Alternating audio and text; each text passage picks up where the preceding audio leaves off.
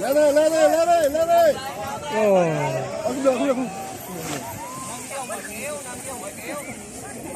Không cần tay.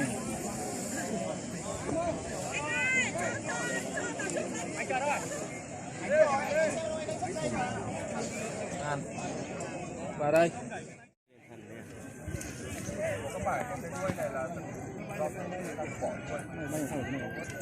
Không biết là bay trên cái thảm đấy không? Đây, cái sản phẩm để bán chùa đây. Đây là bộ thảm này. Sợ bay lên nó sẽ gặp vào người chứ nhỉ? Phải nhảy vào, phải nhảy vào. Tháo sâu ra. Cái làm tơ để lên.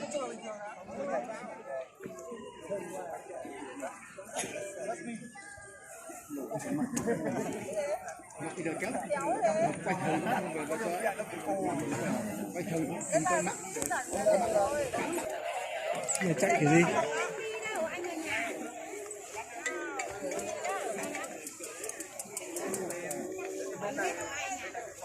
Chuẩn bị. Đây một cô gái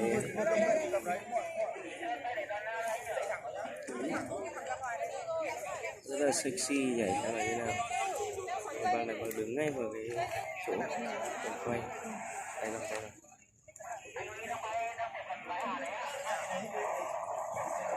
Đấy.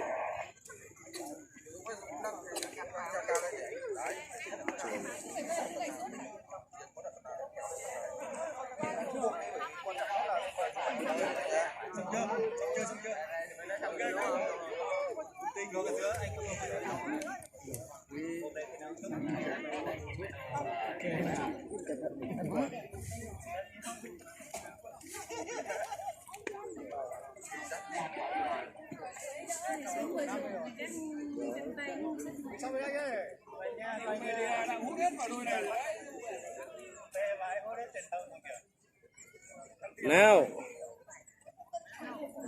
bộ trang phục rất là đẹp luôn.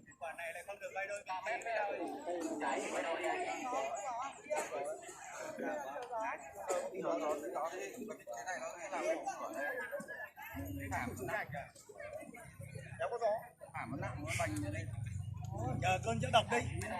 Đánh cờ nha. Mình các bạn bên này mờ nhạt nó rất là chỉ cần không có cách lại là tí đâu này đi sau nó được nhiều bạn. Dạ. Cái đấy. Anh đi mà cái thành đứng trước đó. Đó đi được cái lên nhanh. Anh đi của bọn tâm thần. Bọn tâm thần mà.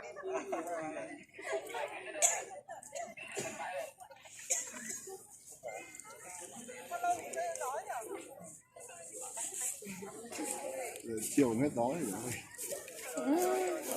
Tiến thì thả tay cái thả nó sẽ đâu rồi. Tiến ơi, thả tay cái thả nó đâu. Phải nữa. Bỏ tay nữa lại thả.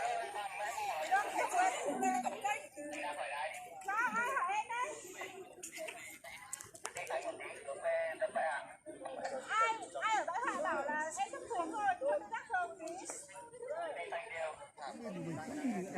Ở kiểu gì nhở?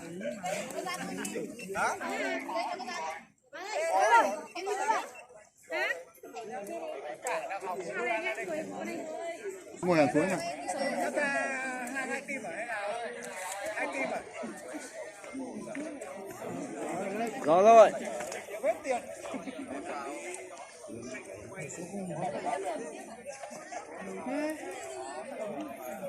Rồi, tôi mình đi rồi.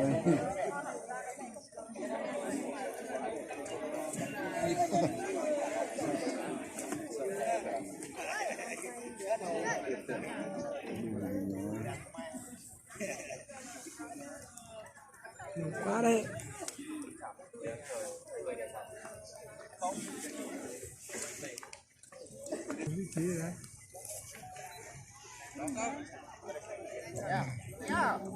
Nào.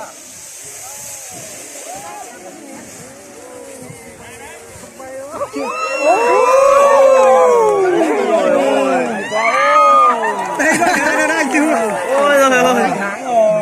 luôn, cứ tưởng rơi xuống dưới rồi các bạn ạ. Đây này rơi xuống. Đâu đấy? Thảm bay hết vào mặt rồi. Cái này bay ra được nhiều nó gió này. Ôi rồi ôi đôi khả thần này. Tí nữa thì xuống cả bờ rào. Sợ thật đấy.